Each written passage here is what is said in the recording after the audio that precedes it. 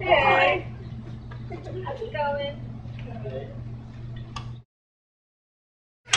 How did you get involved in interior designing?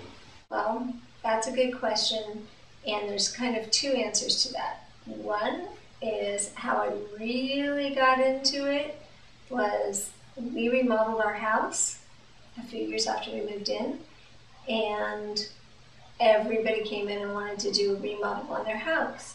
And people would always come by and ask me for color or this or that, and I was always doing things at school and decorating things and event things, and so it just kind of naturally happened. And I thought I was working so hard at doing things for people, I thought if I'm going to work this hard, I should get paid for doing it. That's cool. So that's the first part of that. Second part is when I was a little kid, it might be another question that you want to ask, but when I was a little kid, I used to play with Barbies, and I had lots and lots of Barbies. But I didn't play Barbies like most kids play with Barbie.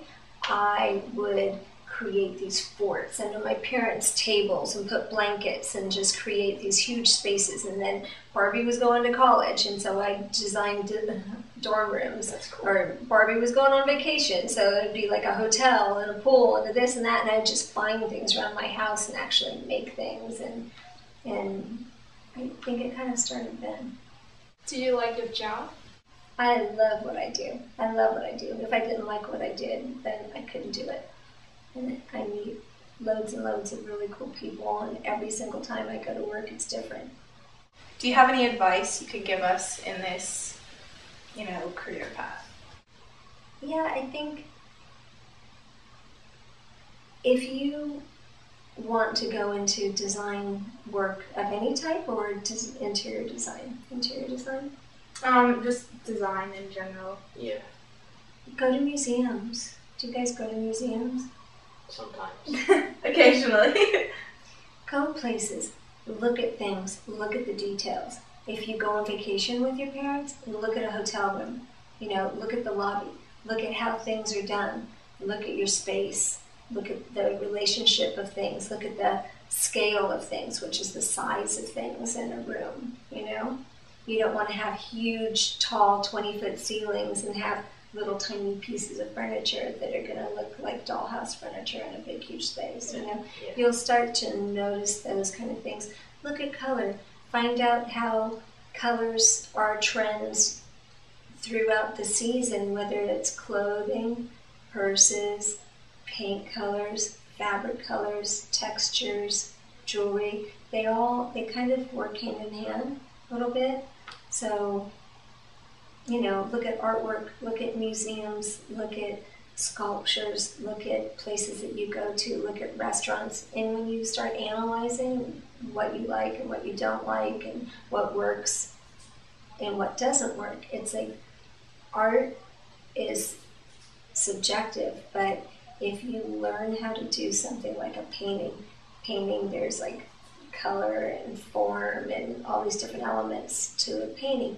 And you might go into a museum and there might be a really contemporary piece of art, and it could be like, I don't know, black and white with a red dot in the center of it, like swirls. And you might go, oh, well, I don't get it. Anybody could do that, right? But if you start looking around and you start really analyzing it and you figure out why the artist did what they did, if it's negative space and positive space and the spacing in between, and you might see something else that's really contemporary next to it, and you go, well, I really kind of like that. Like, that doesn't bother me, but that's just ugly and disgusting. And this one is kind of okay. It's like there are elements of rules that make it work. And then once you learn the rules, you can learn how to bend the rules and kind of create your own rules. Do you have any favorite, projects that you did, or favorite stories or memories that you have? Yeah, I have a lot. I have, I don't know that I have a favorite one. I have a lot of good memories and some funny stories. Do you want to hear the weirdest thing I ever did? Sure. Well, I did this house for these people, and they were lovely, and it was a new home, and they were moving from kind of their smaller home to their big, huge dream house. And they were so excited. We did everything, and it was really cool. And then one of the last things that she did, the homeowner, the wife, she called me up. And I have to preface this by saying, when you start making decisions for people, then all of a sudden they feel like they can't make their own decisions. They can, because I'm trying to teach them along the way to have the confidence to, you know, see what they like. But it was kind of funny because she called me up and she's like, okay, I bought stuff for my bathroom, and I need you to come in and tell me where these towel racks and this and that go in the toilet paper holder. I'm thinking, okay, like, I'm going to charge you my hourly fee to go tell you where your toilet paper holder goes. So, and she was dead serious. So I was like, okay. I go in, put the lid down on the toilet, sat down on the seat, and was like, a total straight face. Okay, so I'm right-handed. I don't know if you or your husband are left-handed or right-handed, but for me, I would like it right here on the right side. Probably about this height, because, like, she was paying me to do this. So that was kind of crazy. So. Yeah. And houses at the beach and that kind of thing are always fun because it's, you know, never a pain to drive far away to a beautiful place to do your work and have a different kind of scenery where people here tend to like one style or less adventuresome, and, you know, at the beach it kind of lends itself to a more beachy design and that kind of thing where people don't usually put that in their house here. So those, you know, those kind of things can be favorite projects, but having one specific favorite probably. Do you have any like methods you'd like to use when you're designing? The biggest thing is communication, because if you don't communicate, then the project's not going to work well or progress smoothly. What I tend to do is I have a checklist, and it's not something that I have written down, but over the years I've kind of learned to ask as many questions as possible. Like if I go into your house, I would say, you know, and your parents said, you know, I want to buy new furniture for our family room, and I want to redo this downstairs bedroom and bathroom, guest room and bathroom, whatever. So I would ask a lot of questions like, do you have a swimming pool? Is this a bathroom that people are going to use if they come in with wet feet? You know, where are we coming through? What's going on in this area? How do you use the space? Do you have a pool? Do you have animals? Do you have elderly parents that may end up living with you at some point in time? Are we going to build something with an elderly person in mind? You know, if we're redoing a bathroom, do we need special bars in the tub or the shower or what have you? Different heights for things, you know, conveniences. And my job is to ask as many questions as I can through my experience that maybe the homeowner hasn't thought about. So how it's going to function or how it's going to wear or, you know, in the future or for resale, you know.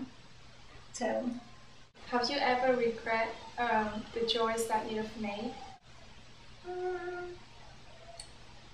Sometimes, but not terribly often. Sometimes I will put something in a house which wouldn't be my very favorite thing. For me, I think it should be a little bit different, but it's the homeowner's choice, because for me, it's not my house, it's your house, you know, and it has to function the way you want it to. You have to be comfortable in it. I mean, a house, first and foremost, needs to function. I think everybody needs to live in their house and not be afraid to live in their house or sit on things or move things around or do whatever, you know. I get bored easily, so I like things that function. You can take it from one room to another room and, you know, do whatever you need to do. So occasionally somebody will do something, and it's usually when people have younger kids or whatever, where they'll compromise on a finish or a fabric or something that you might think might not be the best, but maybe they want it because their kids are little, or it doesn't quite match, but the husband and the wife are kind of arguing over which one they like the best, and so they've settled on something, you know, and I might agree with the husband or the wife. But at the end of the day, it's that person's home, and they have to be really comfortable living there, and that's the most important thing, you know. I don't know if that answers your question. I've learned that being a designer is not an easy job. You have to be able to communicate with your clients and give them advice. I think it was really fun to interview Miss Barbara because interior design is a career that I'm interested in going into, and I think it was really cool that she gave us some pointers and some advice about designing, and that, like, you know, it really comes down to creativity and what your client wants. So if you want to be a good designer, then you have to listen to your client, you have to pay attention to detail, and you have to have a passion for whatever you're doing.